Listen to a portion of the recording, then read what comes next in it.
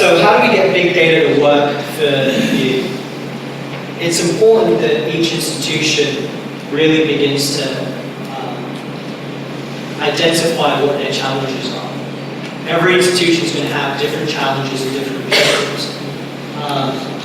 It might seem obvious, but folks might say, well, I want to increase revenues. And so, but how do you go about increasing revenues? Is that through client acquisition or is that through client retention? Like I said before, 70% of Americans have 5 or more financial institutions that they work with. And client acquisition is substantially up to 10 times more expensive than client retention and nurturing.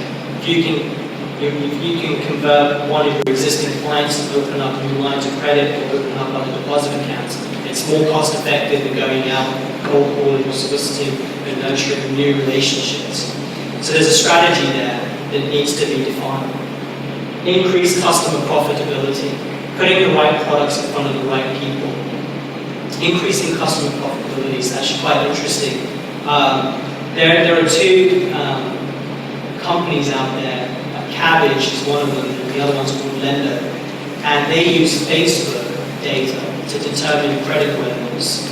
I won't go into the Fair Credit Act there because I think it's kind of amazing, and it's certainly an area of discussion because who you're friends with shouldn't really determine your credit score, but that is something that's actually happening today.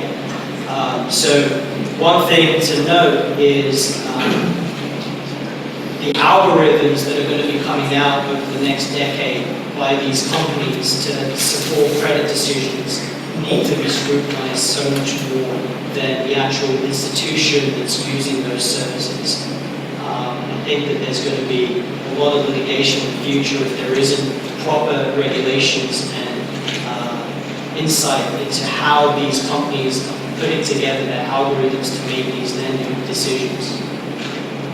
Customer profitability, that's, is it over 30 years, is it over 5 years, is it over 10 years? The lifetime value of a customer that you have today that has a minimum balance account, if you don't know anything else other than they have a minimum balance, you're missing a golden opportunity. I'm going to show you an example of what I mean by that in the next couple of slides. A lot of big data is being used in fraud detection. One of the co-founders of my company, John Muller, and we built a mortgage fraud application. We brought in myriads of data sources and we appended it to a 1003 loan application. So somebody could have a great credit score, but they could be completely unworthy of getting a mortgage because they're overextended, for example, or that they're being involved in fraudulent behavior. Those are some of the things that we've been doing. In that particular example, we were putting together a new type of score that would give the propensity of somebody to default within 3 months, 6 months, 9 months, and a year, so and longer. And then credit decisions, I think we've talked about it a bit already, so I won't go into it further, but there is a wealth of detail here that is necessary for further discussion. And then design considerations. How do people interact with your website? Is your website, for example, hitting all the different demographics that you're working with? Do these statements that get distributed or the disclosure documents that are distributed clearly and easily understood by the different demographics of your consumer base? When somebody calls in with a question, do you have the appropriate languages or the appropriate ease of that person getting the right information? All of that can help you drive client retention and client acquisition if designed properly. And as you can see, Amazon beats all the hundreds of thousands of internet retailers out there. Capital One is using big data to refine all of their processes.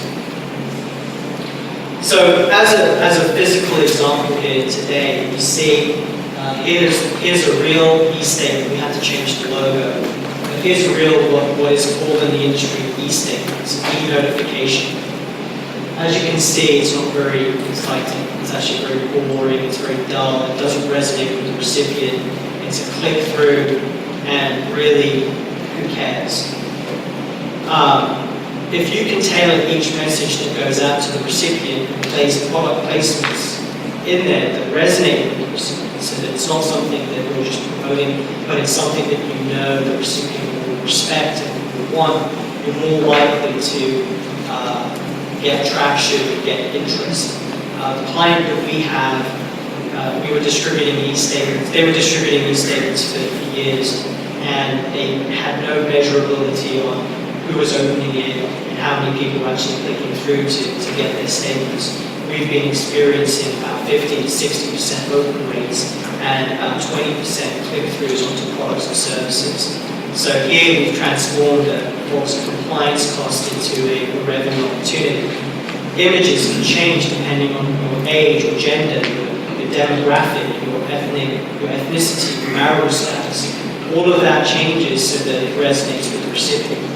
These are things called thin slicing in the industry, if anyone's read the book called The Tipping Point, that really make a big impact in conversion rates.